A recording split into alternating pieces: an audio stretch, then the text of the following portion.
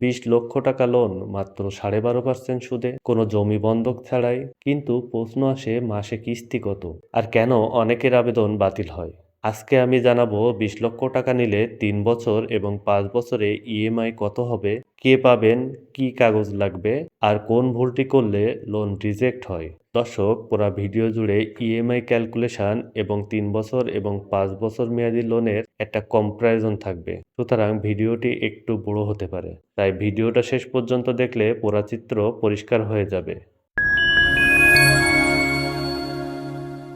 অনেকেই ভাবেন কৃষি ব্যাংক মানেই শুধু কৃষি লোন, কিন্তু সরকারি চাকরিজীবীদের জন্যও আছে বেতনের বিপরীতে অগ্রিম লোন সুবিধা।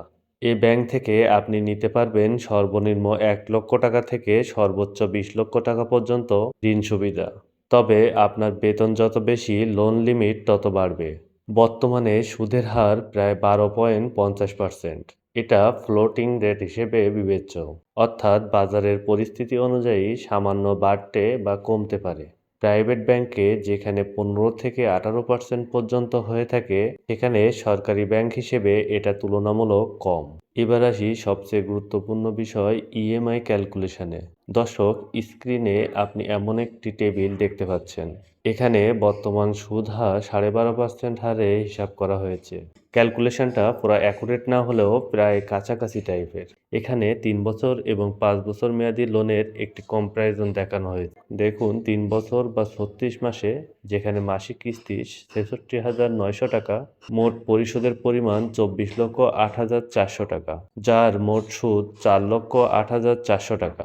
ঠিক একইভাবে 5 বছর বা 60 মাস মেয়াদী লোনের ক্ষেত্রে দেখা যাচ্ছে মাসিক কিস্তি 45,000 টাকা, মোট পরিশোধ 27 লক্ষ টাকা, যেখানে সুদের পরিমাণ প্রায় 7 লক্ষ টাকার মতো। এখন খেয়াল করুন, মেয়াদ অনুযায়ী সুদের পরিমাণ কেমন পরিবর্তন হয়। 3 বছরের তুলনায় 5 বছরে সুদের পরিমাণ অনেক বেশি। এখানে প্রায় 3 লক্ষ টাকার বেশি সুদ দিতে হয়। এখন যদি 3 বছরের জন্য লোন নেন, তাহলে ইএমআই বাড়বে এবং মোট সুদ অনেক কম হবে। তাহলে দেখুন, কিস্তি কম রাখতে গেলে সুদ বেশি দিতে হয়। অনেকে কম কিস্তির জন্য 5 বছরকে বেছে নেয়, কিন্তু 5 বছরে মোট সুদ প্রায় 1.5 গুণ বেশি দিতে হয়। যদি সম্ভব হয় 36 মাসে বা 3 বছরে লোন শেষ করাই সবচেয়ে ভালো সিদ্ধান্ত।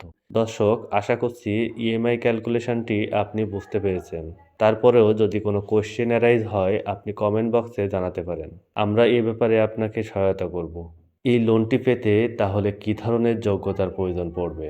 সরকারি, আধা সরকারি, স্থায়ী কর্মচারী, বয়স কমপক্ষে 30 বছর, অবসর পর্যন্ত কমপক্ষে 5 বছর চাকরি বাকি এবং বেতন এই ব্যাংকের মাধ্যমে উত্তোলিত হয়। এ সকল যোগ্যতা থাকলেই আপনি কৃষি ব্যাংক থেকে পার্সোনাল লোনের জন্য আবেদন করতে পারবেন এবং যোগ্য হিসেবে বিবেচিত হবেন। আবেদনকারীর এনআইডি, ছবি, অফিস সিল সহ বেতন বিবরণী, গ্যারান্টর, বেতন এই ব্যাংক থেকে নেওয়ার অঙ্গীকার, এ সকল কাগজপত্রের অবশ্যই প্রয়োজন পড়বে। তবে এখানে আপনাকে মনে রাখতে হবে, 20 লক্ষ টাকা বললে পুরো 20 লক্ষ টাকা আপনি হাতে পাবেন না। কেননা এখানে রয়েছে প্রসেসিং ফি হিসেবে প্রায় 1% চার্জ। এছাড়া রয়েছে স্ট্যাম্প খরচ এবং ডকুমেন্ট চার্জ। সুতরাং এই খরচের কথা আপনাকে মাথায় রাখতে হবে।